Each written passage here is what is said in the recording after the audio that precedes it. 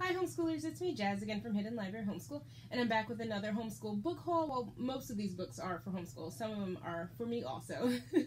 But I've been meaning to do a homeschool book haul video for quite some time, but as you see, I've not been as good about making my videos as I should be. So then my pile of books just ends up getting longer.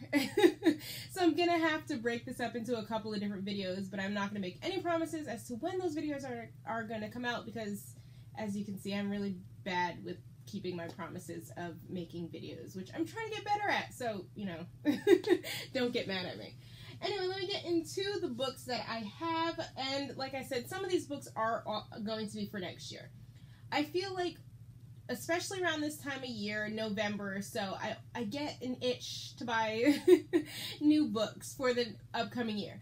But I've also found that it's not a good idea, for me at least, to buy curriculum for the next year, because things change. Where I think we may be for next year, we may go past that, we may not be up to that point, so what curriculum I had in mind may not be the best curriculum. And also, there may be another edition. There may be something I find a little bit better. So, I found that it's not a good idea to buy the curriculum too early.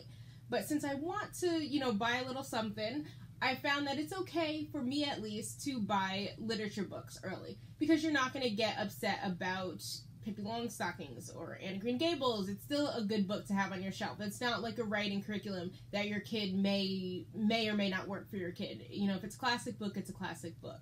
So I've kind of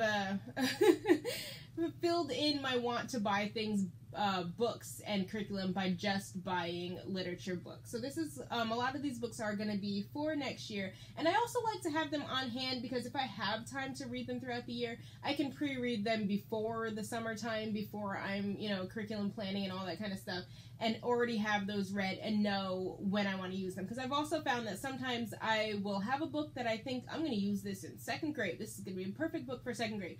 And then when I buy that book and I read it, I'm thinking, that would have been better last year, or it'll be better next year. So I like to have the books on hand so that I can pre-read them whenever I have the chance, and then know right away when I read them and make note when they would be good for. So into the books. The first book that I have is the Phantom Tollbooth.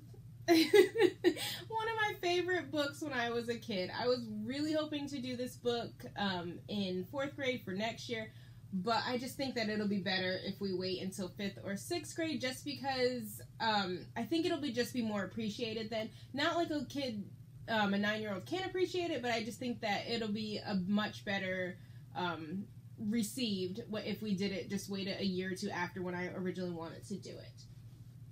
We also have Pippi Longstockings, and this is going to be for next year, for 4th grade. We have Misty of Chincoteague. Oh, I'm going to have to figure out how to pronounce this. I started this book. I am really enjoying this book, but I think it's just going to have to be something for next year. It'll fit much better into what we're doing for next year. We also have Sadako Sudoko. I should know this because I read this when I was little. And the 1,000 Paper Cranes, and this is for 4th grade. We have The Poet's Dog, and if I would have seen this piece right here by the author of Sarah Plain and Tall, I probably wouldn't have bought this.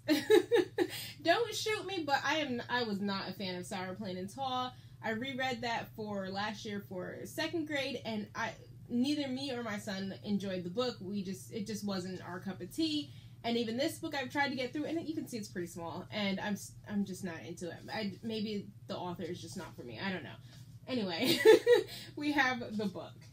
This is a book that I bought for my son just to read on his own, and this is a new series that I wanted to check out. I think this is the only book out right now, and this is Earth Before Us, Dinosaur Empire, and this is actually in comic book format. He loved this book. He put it down and goes, "Do you have any more of these for me?" So that's always a good sign. He said, "I want something just like that, you know, science and, you know, a comic book that I can read." And I will definitely be looking out for, if they come out with anytime soon, the rest of these in this series. We have The Great Trouble and Mystery of London, The Blue Death, and A Boy Called Eel. That is a long name. This is a book that I'm thinking about for next year. I haven't gotten into it yet, and it's supposed to be about the cholera outbreak in London.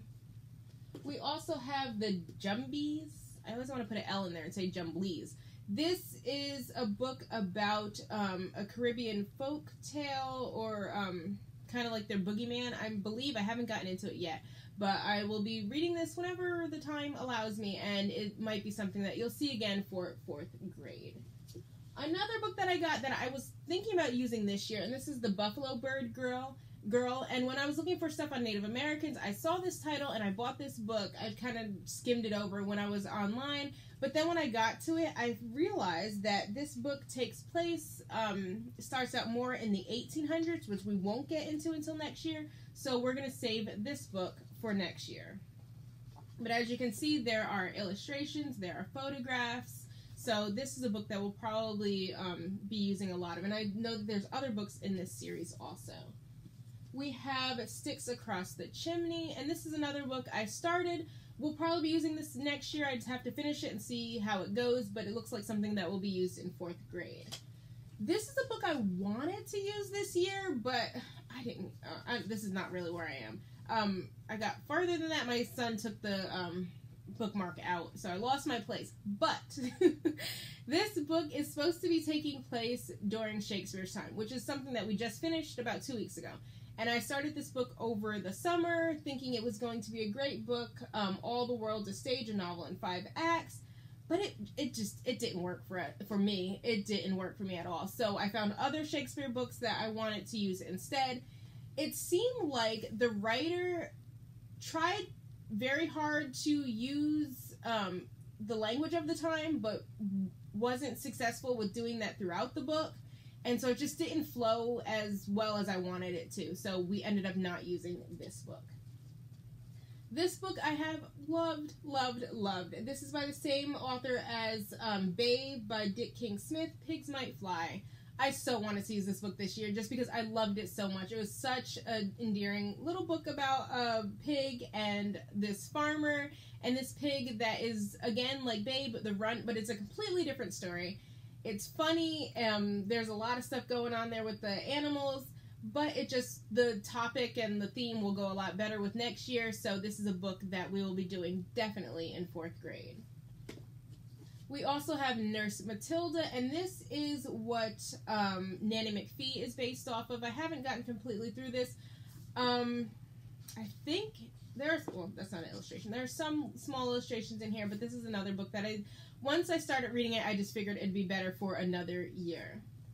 Which is, like I said, one reason why I do like to buy my books and have them on hand, because then I can see, that sounded like a good idea when I just read the first 2 or 3 pages on Amazon or whatever site I was on. But once you get the book in hand and you see get chapters in and see all the language, the vocabulary in it, and the size of the font, that also counts, how long the book is, you can see then what year it might work better for your child. I have The Great Mouse Detective, Basil of Barker Street. Barker Street. So this is supposed to be the mouse version of Sherlock Holmes. And this is a book that we will be doing next year. You can see that one of my younger kids got to. I don't know if you can see the pink pen. It's ripped up here, but it is a good book. I read the first book of it. I also have the second one here, and it's just a kid version of Sherlock Holmes. I thought this was a good introduction because I've tried to get some Sherlock Holmes books at the children's level, and they just didn't flow as well as I wanted them to, so I thought that this would be a good introduction to Holmes. I also have Tebaldo and the Hole in the Calendar. This is a book that I wanted to use this year, and when I read the first couple of chapters, I thought, we can do this year. I just bought it last week, actually. But once I got into, I think it was the 3rd or 4th chapter of this book, I saw that it started to get really complex with the math and the science and just the ideas behind that. And I think it'll be better if we did this maybe in middle school or so. So we're definitely going to save this book. I haven't finished it or anything, but so far it seems like a really good book. It's a fictional story about a boy who loses his birthday when the calendar is changed back in the 1500s.